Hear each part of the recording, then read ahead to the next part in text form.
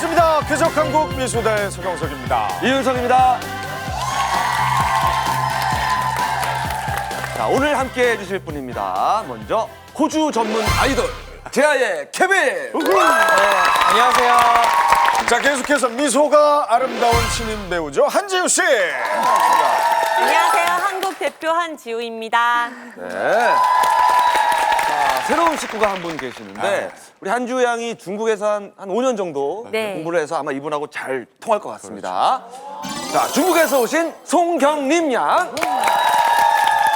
안녕하세요. 중국에서 온 성경림이라고 합니다. 많이 사랑해주세요.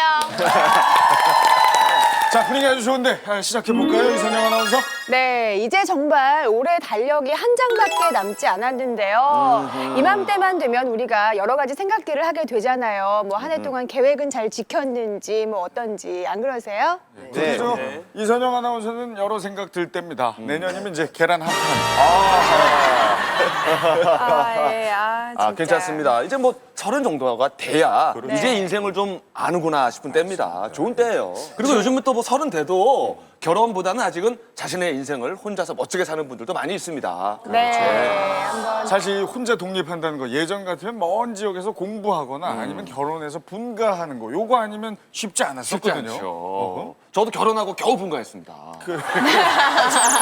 평생을 살다가. 38에도 저 어머니가 도시락 싸주고 그랬던 맞아요.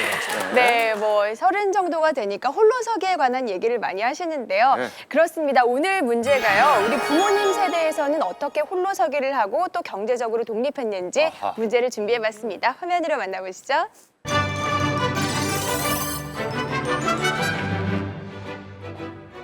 세상살이는 스스로 해내야만 하는 일의 연속입니다.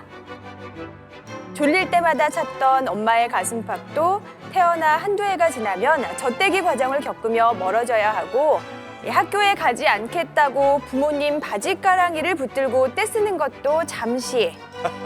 머리를 짧게 자르고 교복을 맞출 때면 조금은 어른이 된 듯한 마음에 우쭐하기도 했습니다. 그랬죠. 좌측 통행. 어느덧 헐렁했던 교복 소매가 한 뼘이나 작아지면서 대학생이 되면 집을 벗어나 낯선 생활을 맞이하게 되는데요.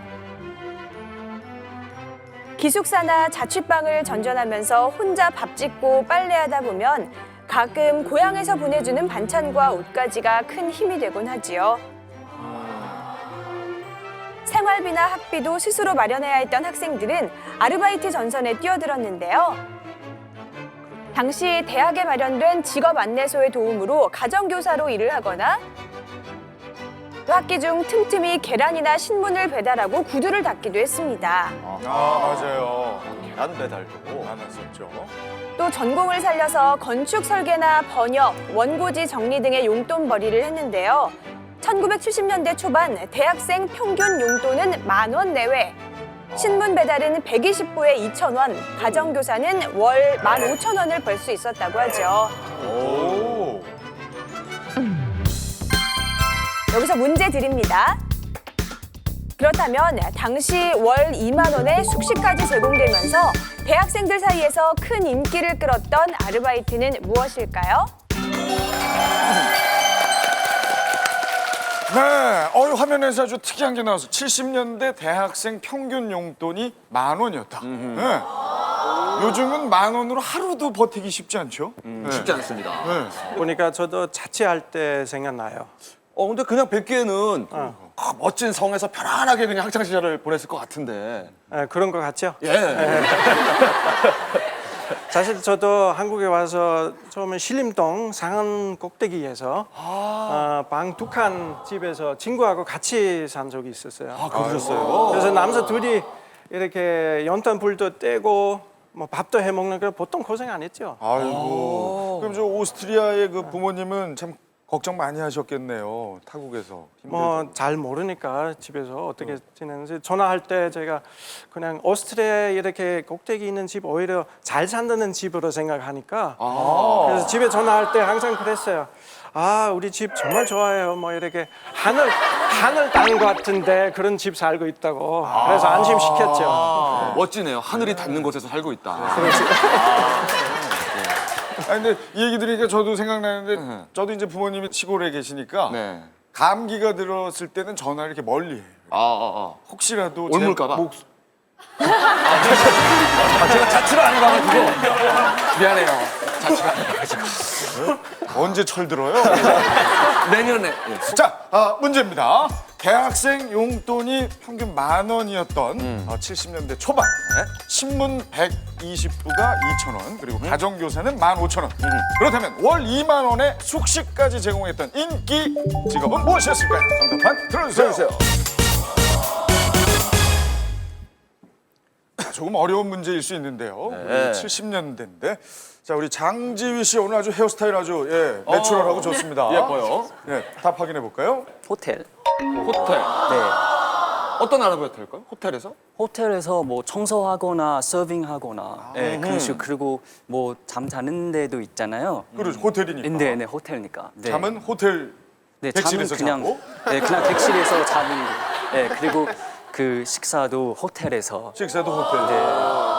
호텔이니까 뭐 숙식은 확실하게 제공이 되겠네요. 네, 그렇죠. 장지휘 씨는 아르바이트 뭐 해보셨어요? 네, 제가 실은 대학 입학하면서 이미 경제적으로 독립했어요. 네, 심지어 그때부터 그거 한국 유학 자금까지 스스로 마련해야 해서 정말 다양한 아르바이트를 했거든요. 네. 뭐 방송국 FD, 신문사 기자, 라디오 DJ, 행사 MC, 뮤직비디오 감독. 그리고 영상 대회 나가서 상금 받는 거까지 그런 거 되게 다양하게 했어요. 아니 우리랑 같은 계통의 일들을 쭉 알바로 했어요. 네, 알죠. 우리는 직업으로 알바로 했는데 했어요. 아르바이트로. 그리고 그 중에서 가장 힘들고 그렇지만 가장 재밌는 아르바이트 바로 행사 MC야. 네, 그거는 뭐 한 번에 40만 원 정도 일주일에 한 두세 번 정도 해요. 세상에 많이 바빴어요. 네, 아주 바빴습니다. 따로 씨는 114 전화 안내원이라고 하셨나요? 예. 왜냐면 저도 사실 그러니까 핀란드에 있을 때 한 2년 동안 이거 114 안내원을 했는데요. 그거를 뭐 돈이 그러니까 그렇게 엄청 짭짤하진 않은데 그래도 괜찮더라고요. 근데 아마 한국에서 60년대 때면 아직 전화기가 그리고 집집마다 있진 않았을 거고 그래서 뭐 전화기랑 관련한 아르바이트물이 되게 좀 귀했을 것 같아요. 그래서 돈도 좀 벌고 그다음에 뭐 근처에 있는 목욕탕에 잠을 재웠겠죠. 잠은 근처 목욕탕에서. 근데 전화 안내원 괜찮으셨어요? 말이 너무 빠르셔가지고 예, 안녕하세요. 물론 집에 가서 308입니다. 감사합니다. 맞아. 제가 제일 빨랐어요. 따로 씨가 한 10마디 하는 동안 한지우 씨는 한 2마디 해요. 말투가 굉장히 대조적이에요. 저분이 어떻게 114 안내원 아르바이트를 했다는 건지. 자, 크리스티나 씨는 네, 제가 바로 내레이터 모델소였어요. 그냥 길거리 가면 예쁜 여자들이 춤추고 큰 소리로 샘플 받아가세요. 건자예요. 그렇게 많이 얘기했잖아요. 제가 깜짝 놀랐어요. 이거 이태리에서 없어요. 근데 텔리나 씨가 지금 내레이터 모델하고 약간 비슷해 보이는데요. 네. 제 한국 친구들 전에 그런 인형 달 쓰고 홍보하는 사람도 있어요, 아르바이트로. 네. 그래서 돈 많이 벌 수 있다고 들었어요. 옛날에도 그런 직업 아르바이트 안 해봤을까 그렇게 생각했어요. 송경림 양은 아르바이트 해본 적 있습니까? 저요? 저 당연히 해봤죠. 해봤어요? 네, 저 어렸을 때 잡지 모델을 많이 해서 용돈 많이 벌었거든요. 저도 비슷한 게 생각이 있는데 왜냐 홍콩에서도 되게 그 어떤 거냐면 CF 모델 일반의 아르바이트 치고는 굉장히 짭짭했거든요. 그래서 저도 그 비슷한 음료수 CF 광고 찍었습니다. CF를 찍었어요. 예, CF 모델. 에이 농담하시고 그래요. 아유 제이슨 진짜요? 딱 보면은 딱 그 모델 필이 나잖아요. 딱 저는. 보면 모르겠어요. 정말요? 네. 왜냐면 어떤 거냐면 제가 좋아하는 음료수 있거든요. 그거 포스트 그 뭐지? 포스터 봐가지고 이제 홍보대사 서 있더라고요. 그래서 직접 오디션 봐가지고 이제 2차, 2차, 3차까지 봐가지고 마지막으로 계속 이게 마시면서 배가 터질 때까지 형이 CF 찍어보셨어요? 무시하네. 찍어봤죠. 우리도 마시면서 이거 많이 해봤죠. 예. 아니 뭐 대신하고 잘생기고 그래서. 그렇죠. 말만 안 하면 되는데 저처럼. 저도 중국에서 CF 몇 번 찍어봤거든요. 한국에서 데뷔 전에 중국에서 먼저 데뷔를 했기 때문에 거기서 CF를 몇 개 해봤는데 할아버지 치킨 아시죠? 네, 그거를 CF를 찍었는데 그때 촬영이 저녁부터 시작돼서 밤을 새웠어요. 근데 치킨을 먹는 장면인데 한국은 보통 그런 먹는 장면을 찍으면 먹고 이렇게 카메라 꺼지면 이렇게 살짝 뱉잖아요. 다음 걸 찍기 위해서. 근데 제가 이거 어떻게 뱉냐고 그랬더니 왜 뱉냐고 먹으라고 공짜니까 충분히 먹으라고 하시는 거예요. 당황해서 한번 먹었거든요. 그 뒤부터 계속 줄을 준비하시는 거예요. 치킨이 가득. 그래서 밤 새도록 치킨을 진짜 아주 밀리도록 먹었던 것 같아요. 그래서 전 요새도 할아버지 치킨 지나가면 아직 그때 악몽이 좀. 아이고 CF 하면 또 살쪘어요. 로이어 박사님은 뭐라고 쓰셨습니까? 제가 또 옛날 생각나더라고. 오스트리아 70년대 디스코에서 DJ 하는 거 상당히 인기 있었던 대학생들의 아르바이트였어요. 그래서 한국에서도 뭐 디스코 아니더라도 그때는 아마 음악다방이나 그런 거 상당히 인기 있었다고 제가 얼핏 들은 것 같은데 그래서 아마 거기서 DJ 하지 않았을까 그런 생각 들어요. 저 옆에 케빈 군도 DJ 쓰셨는데? 네. 70년대 제가 얼마 전에 또 영화를 봐서 그런지도 모르는데요.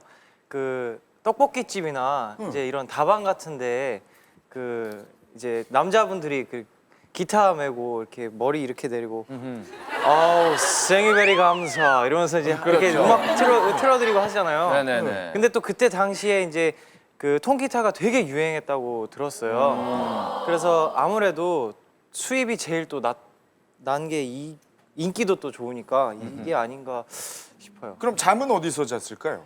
잠은 뭐 잤겠죠 어디선가는. 자, 에릭 씨는 실험실 아르바이트일 것이다. 예, 이거 왜냐면 제가 대학교 다닐 때 뭐 실험실 하는 아르바이트였어요. 그리고 거기 있을 때 뭐 원래 뭐 밤새까지 일이 너무 많아서 원래 그냥 거기서 자연스럽게 뭐 숙식 뭐 해결됐어요. 그렇게 됐어요. 그러니까 제가 뭐 그 문제에서도 뭐 숙식 해결된 뭐 아르바이트 나왔으니까 이거 정답인 것 같아요. 아드리안 씨가 통역 쓰셨네요. 저는 통역. 왜냐면 요즘도 통역하는 사람들이 돈 많이 벌지만 그 당시에는 진짜 통역 언어를 잘하는 사람 많이 없었을 것 같아요. 그래서 그분들이 돈도 잘 벌지 않을까. 알바 약간 영어 좀 잘하면 이렇게 뭐 같이 다니면서 통역해주면 생각했어요. 아드리안 군은 프랑스에 있을 때 어떤 아르바이트 해봤어요?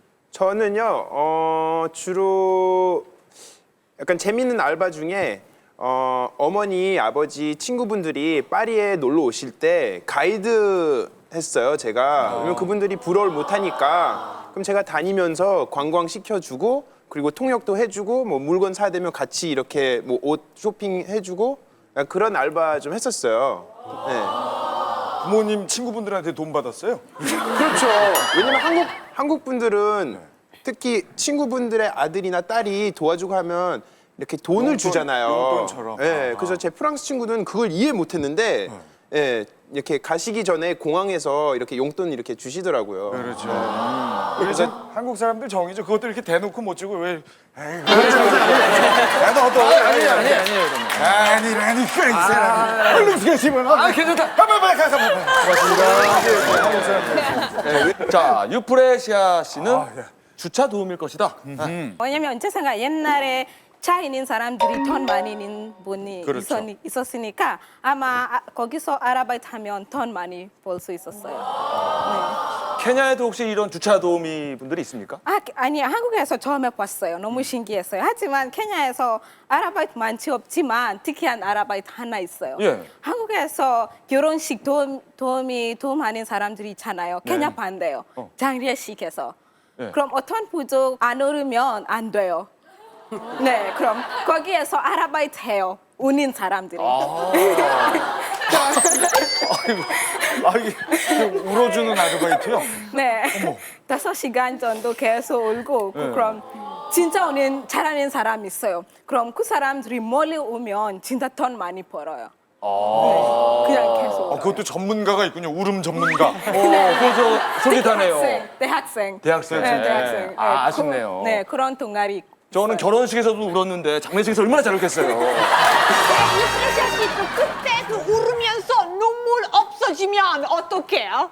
아이, 찾아야 돼요. 네. 자, 뭐 다양한 의견들이 나왔습니다. 과연 정답이 뭔지 화면 보시죠. 정답은 바로 DJ였습니다. 당시 점심 짜장면 가격은 100원대, 국공립대학 등록금은 5만 원 정도였는데요. DJ는 월 2만 원이나 벌 수 있는 데다가 다방에서 숙식이 가능하고 명성을 얻으면 방송국 DJ로도 성장할 수 있다는 기대 때문에 젊은이들 사이에 인기 아르바이트로 꼽혔습니다.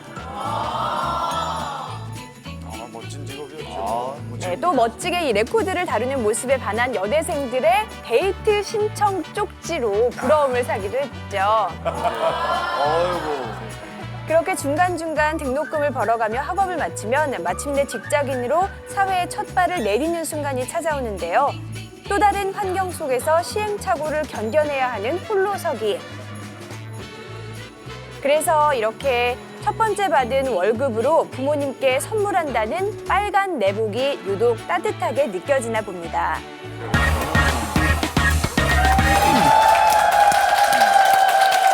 자, 정답은 추억의 DJ였습니다. 케빈 군, 로이어 박사님 아주 두 분이 정확히 맞춰주셨어요. 그래요. 당시 그 DJ가 할 수 있는 그 장소가 다방, 떡볶이집 뭐 이렇게 대표적이었죠. 그렇죠. 떡볶이집 같으면 이제 손님들이 떡볶이 반 베어 먹고 DJ 얼굴 한번 이렇게 하고. 그렇죠, 그렇죠. 또 이미지가 있어요, 그분들이. 일단 기본적으로 머리가 좀 길어야 됩니다.